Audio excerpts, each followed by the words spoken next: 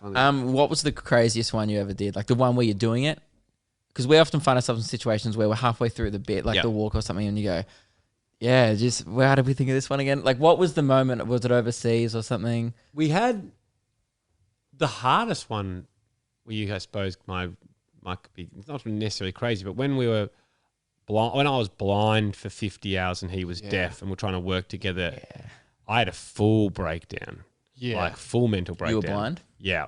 That would be worse for sure. And just we basically I had these things put over my eyes, these patches that were kind of bespoke to my eyes, and then another blindfold over the top of that, and then Hamish got his ears filled in with this stuff and was getting music played constantly.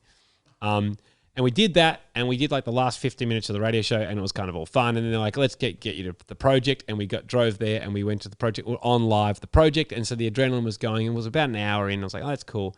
And then we got back to the car park. I just had full nervous breakdown. I just was like, I'd lost all my confidence. I just was scared everywhere I walked. I didn't, And at that point, Haim's going, do you want to stop? And I was like, no. I just need to get home. I think if I'm home and lying down. The traveling around in unfamiliar places that you've never been with eyes, that'd be the worst bit. Yeah. It was just, then they do it for all the students that are studying, medical students studying the eye, etc. They actually have this exercise where they blindfold them and see how long you can go. And the guy, when we were in there, the professor said, oh, look, the longest anyone's lasts is about 40 minutes. Like it just does your head in if you're not used to it. But what I found interesting about that was it became heaps easier. So the breaking point was probably 40 minutes. Yep. But then you got used to it. And you were like, it wasn't like the longer it went, the worse it got. Well, you're paranoid Well, that it can't, like someone because would just... otherwise every blind person would be insane. Yeah, exactly. So it actually became better. I got my confidence, but yeah, I think that was the hardest. Yeah. You have to be paranoid of a sack tap or something like that. Just from like an immature mate going like, come on. Well, that was the thing. I was like kind of walking around all crouched over, waiting for something to hit me, sack tap, those type of things. And Haim's like, just stand tall, you'll be fine. But it's amazing how much we hold ourselves, and this is getting a little bit deep, but your presence and the way you present yourself actually helps with your own confidence.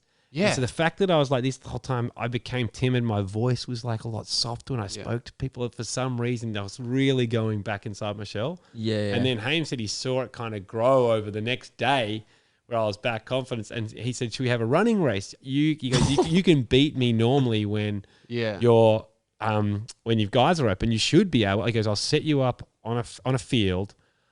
I'll set you straight. And you just run, and I'll run. Scary. And I said, yeah, okay, let's do that. And he set me up in front of a fence, and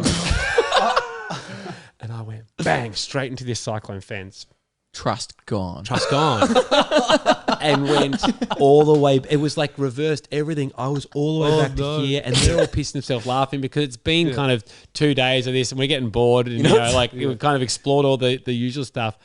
But I was panic attack back to this state, and Haim was afterwards said he was feeling this. You know what's funny? Oh, Hamish is like one of my comedic heroes. He's like, I'll tell people like, oh yeah, top 3 comedic minds in Australia. And he's like, I've got a good one. Yeah.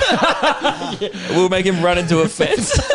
But there's nothing funnier than that. You could spend a year writing a show. You'll never write a joke funnier than your mate running into something. Yeah, exactly. Never. Or slipping over, or even just falling off the stage. You're probably going to better laugh than anything else. And you know what? I stand by it. One of the greats. Totally.